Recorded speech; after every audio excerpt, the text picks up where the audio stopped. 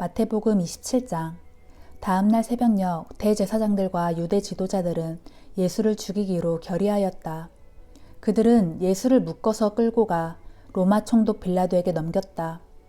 그때 예수를 배신한 가룟 유다는 예수께서 사형 판결을 받으신 것을 보고 크게 뉘우쳤다. 그는 은하 30개를 대제사장들과 유대 지도자들에게 돌려주며 말했다. 내가 죄를 지었소. 내가 죄 없는 분의 피를 팔았소. 그러나 그들은 그것이 우리와 무슨 상관이요? 당신이 알아서 처리하시오 하고 대꾸했다. 가룟 유다는 은하를 성소에 내던진 후 어디론가 뛰쳐나가더니 스스로 목을 매달아 죽었다. 대제사장들은 그 은하를 주워들고 이것은 핏값이므로 성전 궁고에 넣을 수 없소. 이런 돈을 받은 것은 우리 율법에 어긋나는 일이요 하고는 의논 끝에 그 돈으로 옹기장의 밭을 사서 이방인들의 묘지로 사용하기로 결정했다. 그래서 그 밭은 오늘날까지 피밭이라고 불린다. 이리하여 예언자 예레미야의 예언이 이루어진 셈이다.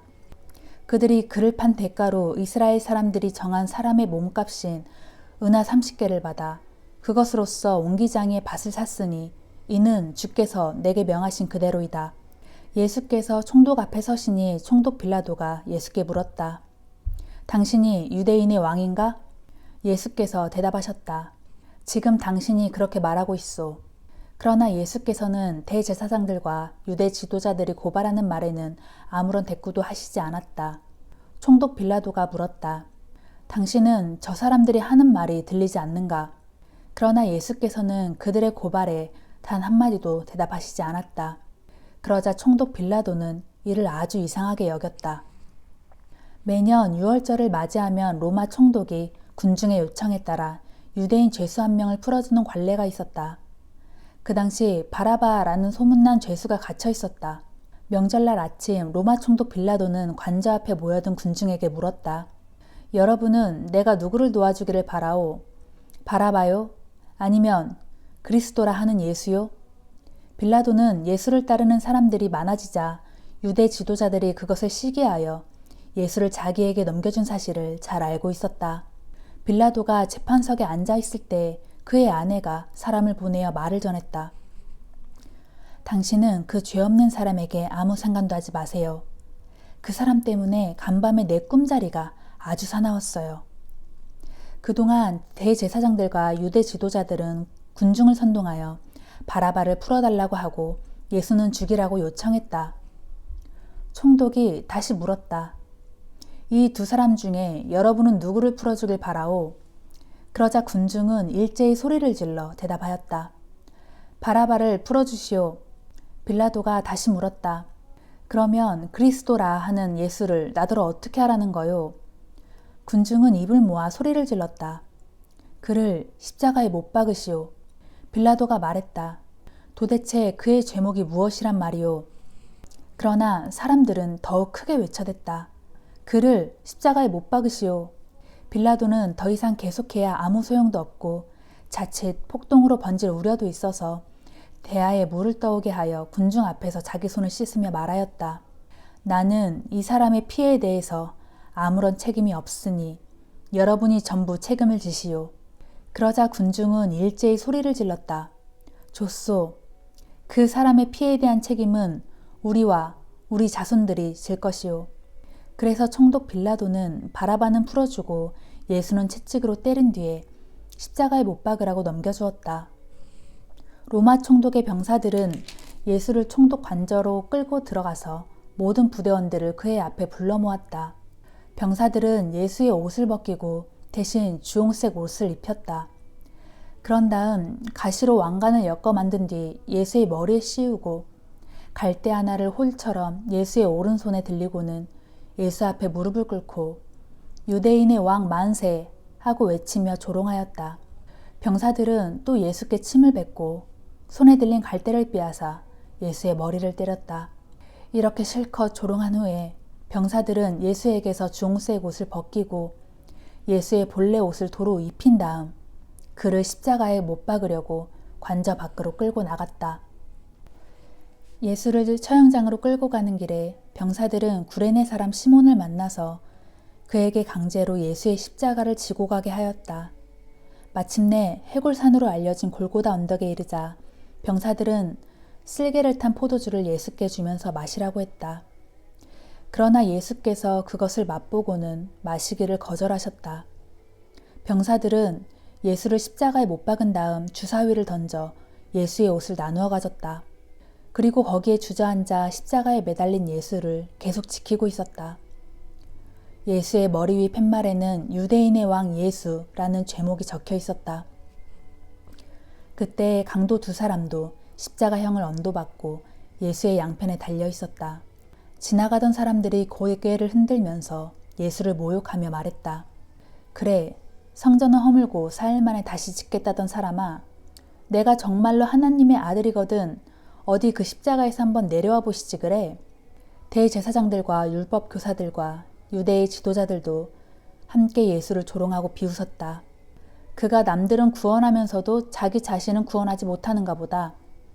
유대인의 왕이라고? 그럼 십자가에서 내려와 보시지 그래. 그럼 우리가 믿어주지.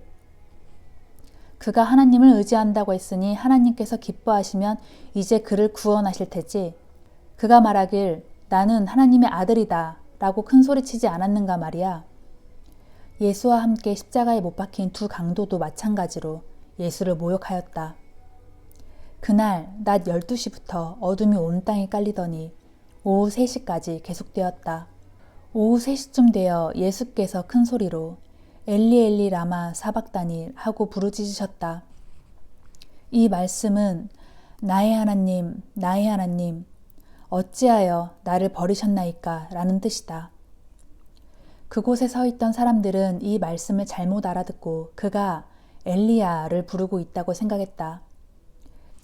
그들 가운데 한 사람이 곧 달려가 해면을 가져다가 신 포도주를 듬뿍 적셔와서는 그것을 갈대 끝에 꿰어 목을 축이라고 예수의 입에 갖다 대었다.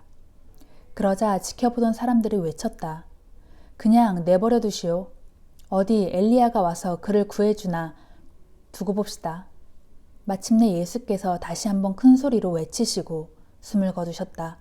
바로 그때 성전의 휘장이 위로부터 아래로 두 폭으로 찢어지고 땅이 흔들리고 바위가 갈라졌다. 그와 동시에 무덤이 열리면서 죽었던 많은 성도들의 몸이 다시 살아났다. 그리고 그들은 예수께서 부활하신 후에 무덤에서 나와 예루살렘 도성 안으로 들어가 많은 사람들에게 나타났다. 십자가 밑에서 예수를 지키고 있던 백부장과 병사들은 지진과 그 모든 일들을 지켜보고는 몹시 두려워하며 말했다. 참으로 이분은 하나님의 아들이셨다. 거기에는 갈릴리에서부터 예수를 섬기면서 따라온 많은 여자들이 있었는데 그들은 멀리서 이 모든 광경을 지켜보고 있었다. 그들 가운데는 막달라 마리아, 야고보와 요셉의 어머니 마리아, 세데베의 아들들의 어머니도 있었다. 날이 저물자 아리마대 사람 요셉이라는 한 부자가 찾아왔는데 그도 역시 예수를 따르던 제자였다. 그가 빌라도에게 찾아가서 예수의 시신을 내어달라고 청하자 빌라도는 그에게 내어주라고 지시했다. 그러자 요셉은 예수의 시신을 가져다가 깨끗한 삼배로 싼 후 바위를 파서 만든 자기의 새 무덤에 모시고 큰 돌을 굴려다가 입구를 막아놓고 갔다. 이런 광경을 막달라 마리아와 다른 마리아가 무덤 맞은편에 앉아 지켜보고 있었다. 이튿날 곧 예배일 다음 날 대제사장들과 바리새파 사람들이 빌라도에게 몰려가서 말했다. 총독하카, 세상을 미혹하던 그 사람이 살아있을 때 내가 사흘 만에 다시 살아날 것이다 라고 말한 것이 기억납니다. 그러니 사흘 동안은 무덤을 단단히 지키라고 명령해 주시기 바랍니다. 그들의 제자들이 예수의 시체를 훔쳐서 감춰놓고는 백성들에게 그가 다시 살아났다 하고 떠들어댈지도 모르기 때문입니다. 그렇게 되면 백성들은 처음보다 더 미혹될 것이 틀림없습니다. 빌라도가 그에게 대답했다. 알았소. 여러분에게 경비병이 있으니 그들을 데리고 가서 최대한 무덤을 단단히 잘 지키도록 하시오. 그러자 그들은 예수의 무덤으로 가서 돌로 무덤을 철저히 막은 후에 그 돌에 봉이 나고 경비병을 세워 무덤을 단단히 지키게 하였다. 안식일 다음 날 동틀 무렵 막달라 마리아와 다른 마리아가 예수의 무덤을 찾아갔다. 그런데 갑자기 큰 지진이 일어나더니 주의 천사가 하늘에서 내려와 돌을 굴렸고 그 돌 위에 앉았다. 그 천사의 얼굴은 찬란하게 빛났고 옷은 눈부시게 희었다. 이를 보고 있던 경비병들은 겁에 질려 땅바닥에 납작 엎어진 채 죽은 사람처럼 꼼짝도 하지 않았다. 그때 천사가 여자들에게 말했다. 두려워하지 말라. 십자가에 달리셨던 예수를 너희가 찾고 있는 줄을 내가 다 안다. 그분은 여기에 계시지 않는다. 전에 너희에게 말씀하신 대로 그분은 다시 살아나셨다. 그분이 누워 계셨던 자리를 확인해 보아라. 그리고 어서 빨리 그분의 제자들에게로 가서 예수께서 죽은 자들 가운데서 다시 살아나 당신들보다 먼저 갈릴리로 갈 테니 거기서 그분을 뵙도록 하시오 하고 전하여라. 나는 이 말을 너희에게 전하러 왔다. 그러자 여자들은 서둘러 무덤을 떠났다. 두렵기도 했지만 너무나 큰 기쁜 소식에 가득 차서 제자들에게 그 소식을 전하려고 힘껏 달려갔다. 그때 갑자기 예수께서 여인들 앞에 나타나 말씀하셨다. 평안하냐? 여인들은 엎드려 예수의 발을 붙잡고 경배를 드렸다. 그때 예수께서 말씀하셨다. 두려워하지 말라. 가서 내 형제들에게 즉시 갈릴리로 가라고 전하여라. 그러면 거기에서 그들이 나를 만나게 될 것이다. 여자들이 떠난 뒤 예수의 무덤을 지키던 경비병 몇 사람이 예루살렘 성 안으로 들어가 대제사장들에게 그동안 일어났던 일을 낱낱이 보고했다. 그러자 대제사장들은 유대 지도자들과 논의한 끝에 경비병들에게 뇌물을 주면서 당부했다. 한밤중 너희가 잠든 사이에 예수의 제자들이 와서 예수의 시체를 훔쳐갔다고 말하라. 그들은 또 경비병들에게 이렇게 약속했다. 만일 총독이 이 소문을 듣게 되더라도 너희에게는 아무 피해가 없도록 우리가 책임을 지겠다. 경비병들은 돈을 받고는 그들이 시키는 대로 했다.